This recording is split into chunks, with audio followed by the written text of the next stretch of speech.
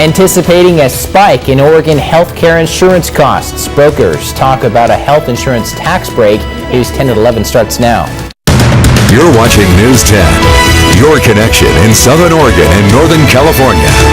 This is News 10 at 11.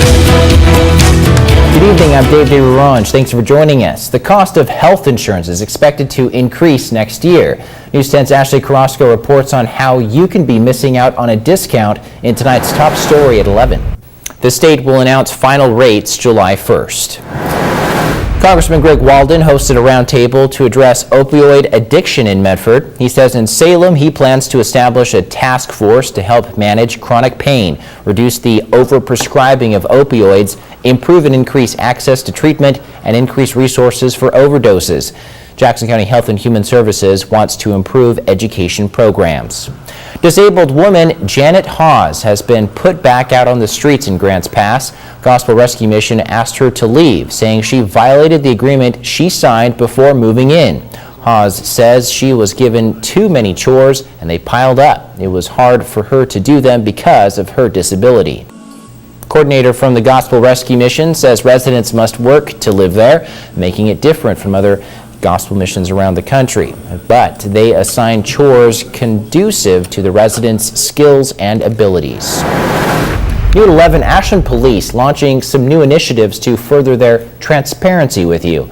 Police Department's webpage has now a button for feedback, good or bad. Anyone can send a comment to Ashland Police. Also, they have a security camera registration now, similar to Medford Police's program.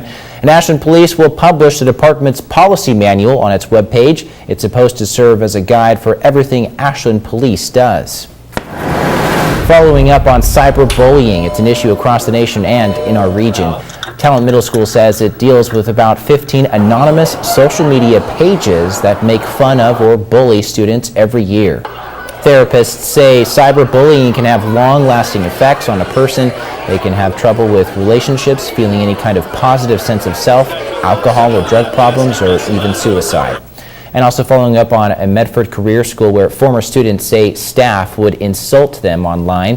Higher Education Coordinating Commission is investigating Abdil Career College. Student filed the initial complaint in February, prompting the investigation into Abdil. Investigators say the length of an investigation is based on its complexity and varies case by case.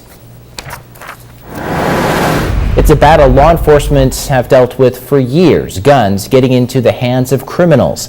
News 10's Megan Allison investigates how many of these guns are recovered and how gun owners can protect themselves.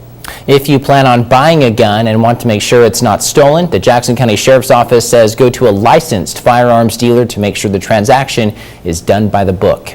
You can review our journalism on the go with the News 10 app. Special reports are posted for your examination and feedback around the clock.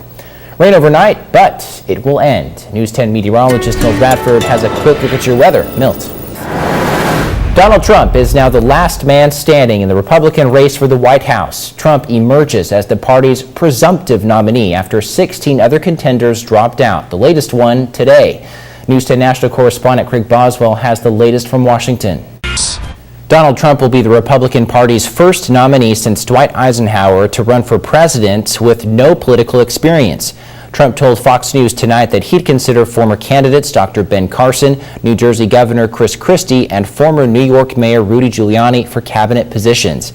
News 10 will be covering Trump's visit to Eugene during our 5 o'clock, 6 o'clock, and 11 o'clock broadcasts Friday night.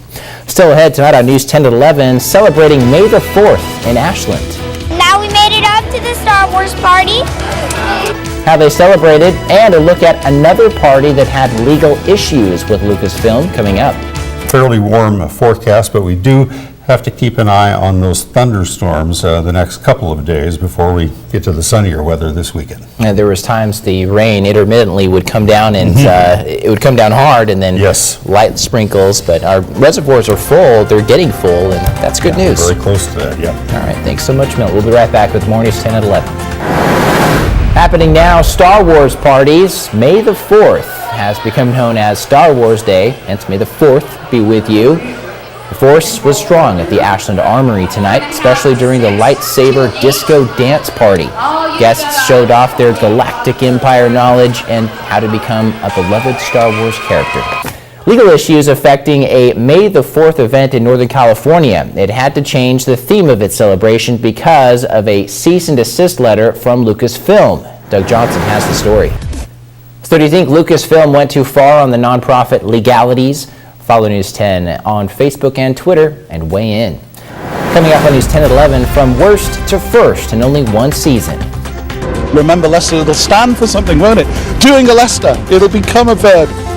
An inspirational soccer story, part of your sports, next on News 10 at 11.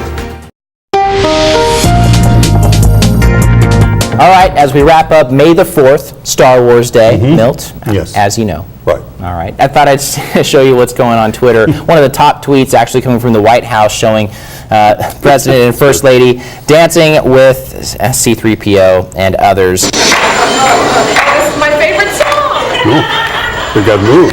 They do, and they invite some others. Stormtroopers were there. Dance or dance not, there is no try.